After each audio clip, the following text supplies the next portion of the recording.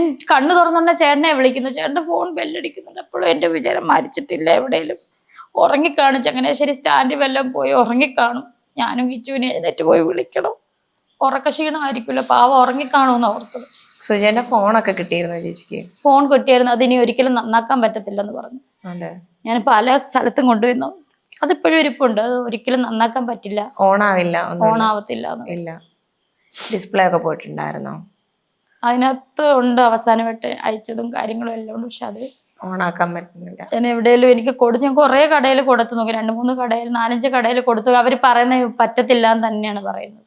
ഒരു ഫോൺ എന്താ പറയാ, ഫോൺ കിട്ടുന്നു, അത് ഓരോ ലാസ്റ്റ് മെസ്സേജ് ഓപ്പൺ ആക്കി നോക്കാൻ ആളില്ലാണ്ടായി പോയി എന്നുള്ളൊരു കാര്യം. അതാണ് എനിക്ക് കാരണം എനിക്ക് പിണക്കമില്ല എങ്ങനെ ഇനി ഞാൻ ഏട്ടനോട് ഇത് പറയും? എനിക്ക് പിണക്കമില്ല എന്ന്.